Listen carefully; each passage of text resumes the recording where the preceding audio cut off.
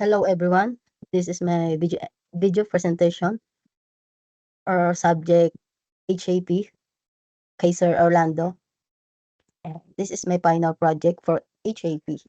So let's start guys. My topic is collection of ear, nose, touch, vision, and taste.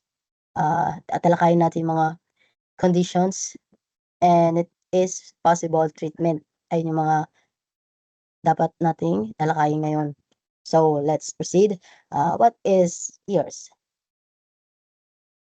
Your ears are organs that detect and analyze sounds located on each side of your head. They help with hearing and balance. Your ears have two main functions. Meron daw siyang dalawang functions, hearing and balance. Hearing, when sounds waves enter your ear canal, your tympanic membranes, eardrum vibrates. This vibration passes on to three tiny bones, ossicles in your middle ear. The ossicles amplify and transmit these sound waves to your inner ears. Once the sound wave reach your inner ears, tiny ear cells called stereocilia transfer the vibration into electrical energy and send it along nerve fibers to your brain.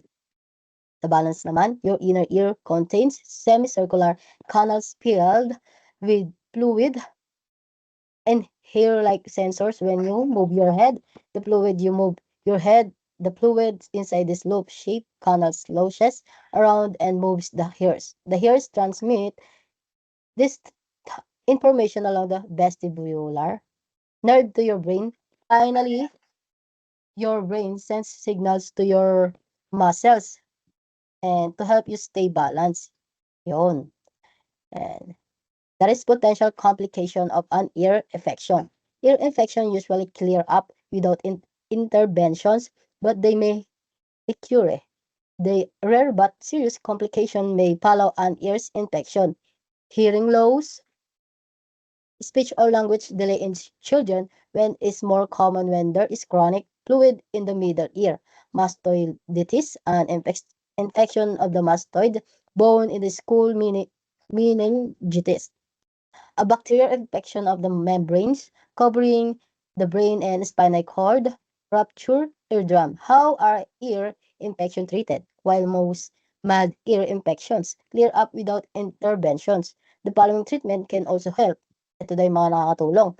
Home treatment, madalas dapat na ginagawa natin sa ating tahanan. These methods are effective in relieving the symptom of a mild ear infection. So number 1, apply a warm clothes to the affected ear. Take over-the-counter pain medication such as ibuprofen, yan, or Advil, acetaminophen, Tylenol. Use OTC or prescription ear drops to relieve pain. Take OTC decongestant like Sudafed. Avoid sleeping on the affected ears. Yan. That is condition and its possible treatment. We have anatomy of ears. We have 2, 4, 6, 8, 10. Have parts. Outer ears, malleus, infused stapes, inner ears, cochlea, ear canal. Ayan, ito pala yung ear canal. Pinna and eardrums. Ayan, parang ito yung pinakamaselan sa atin eh. Middle ear, ayan yung pinakagitna niya. So next, we have anatomy of nose and conditions and disorders. What are the common condition and disorder that affect your nose? And condition and disorders, we have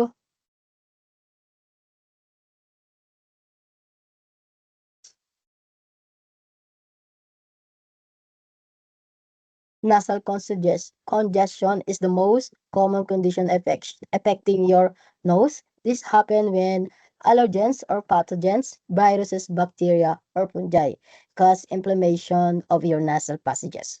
Other health conditions that can affect your nose include broken nose, chronic sinusitis, viral, bacterial, or fungal.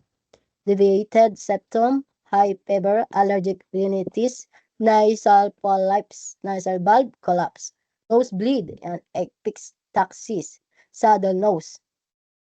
Ah, and next, what are the most common nose-related treatments? Nasal endoscopy is one of the most common nose procedure. It helps healthcare provides diagnose and treat a wide range of nasal conditions like infection, blockage, and polyps. Polyps pala yun. Other common nose-related treatment include balloon sinuplasty pala. Yun. Medication like antihistamines and nasal decongestants, nasal polypectomy, rhinoplasty, septoplasty, sinus surgery, turbinates reduction, ayun pala yung last, turbinate reduction. How can I keep my nose healthy? Nasal hygiene is an important aspect of health. Below are some tips to keep your nose and nasal passages in good condition. Avoid smoking or breathing in a second-hand smoke. Don't remove nose hairs or do it carefully because they filter dirt and debris. Drink plenty of water. Install a HEPA high efficiency particular air filter to remove allergens clean from your environment. Keep your home clean to reduce the amount of dust and other allergens you may breathe in. Wash your bedsheet to remove dust. Ayun.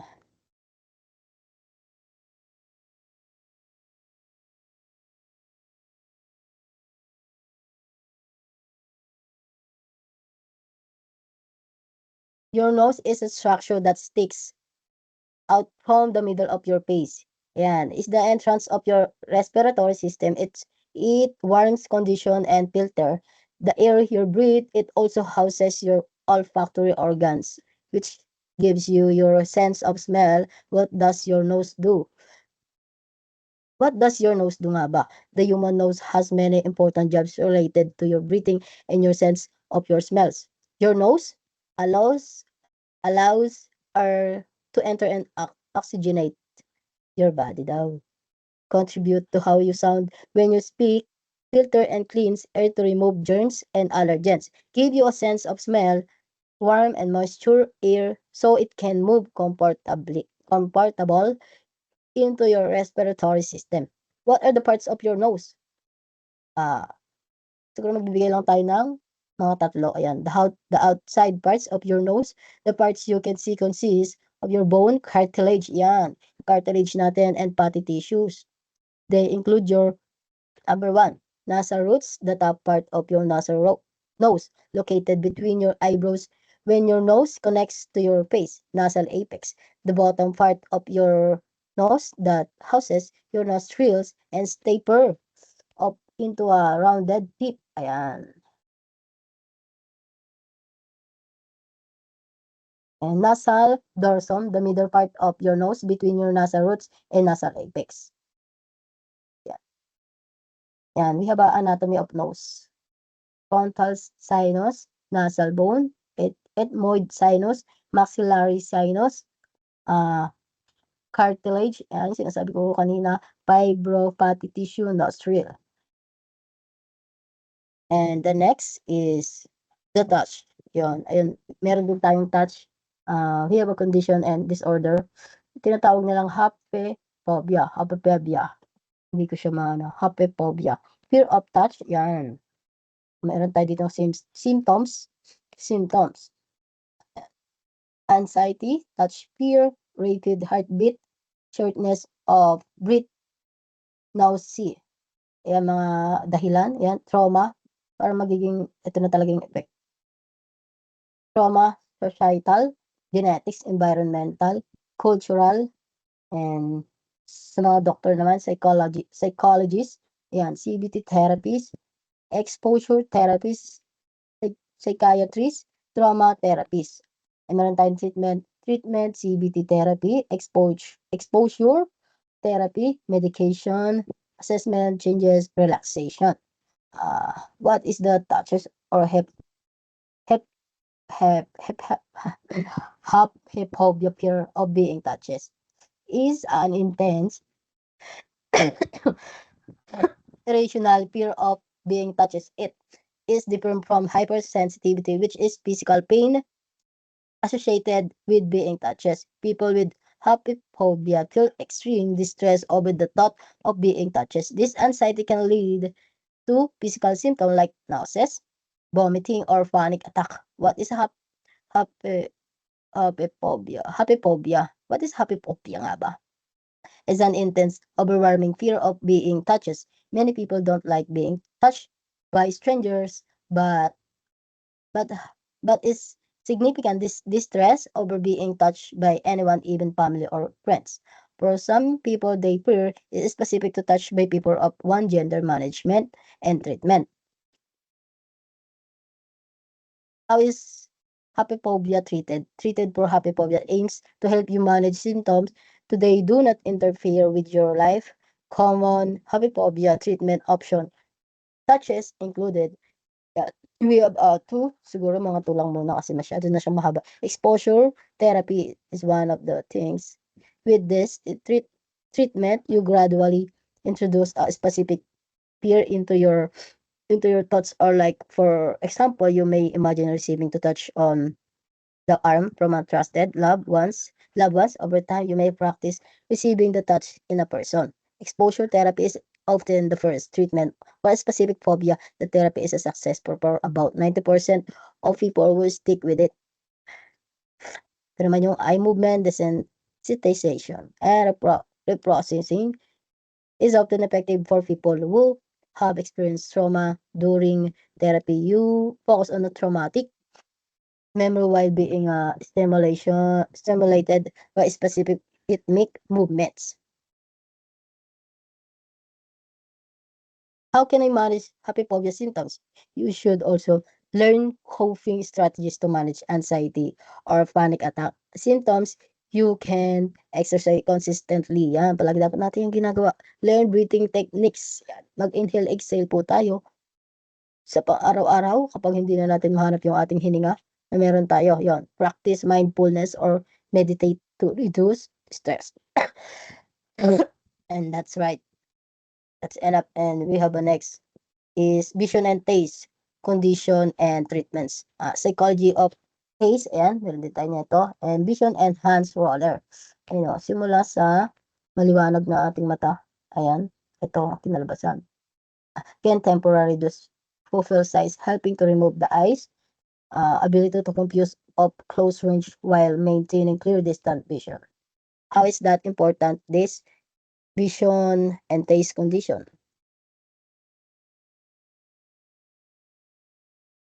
It is important to take care of your vision and hearing. Different vision and hearing impaction. Taking care of your vision and hearing is essential because they are two of your most important senses, helping you navigate the world safely and effectively. Regular checkup can catch issues early before they worsen. Healthy vision allows you to see clearly and reduce the risk of the accidents. Proper hearing health ensures you can communicate well and avoid feeling of isolation, protection, but senses improve your overall quality of life as you age.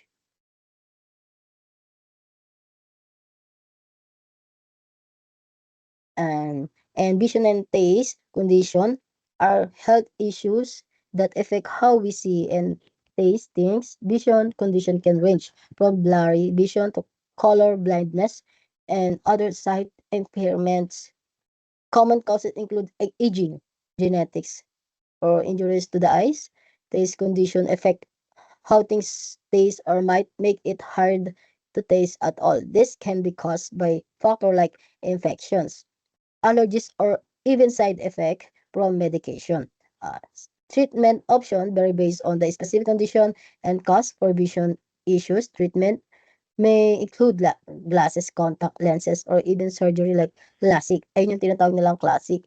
In our some cases, eyes, exercise, or medication may help improve vision. For taste naman, ang problema sa ating paggagamot, treatments may involve dietary adjustment, stopping certain medication, or treating an underlying infection. Consulting uh, healthcare professional is essential to properly diagnose, and manage this condition. And that's all for today. Thank you.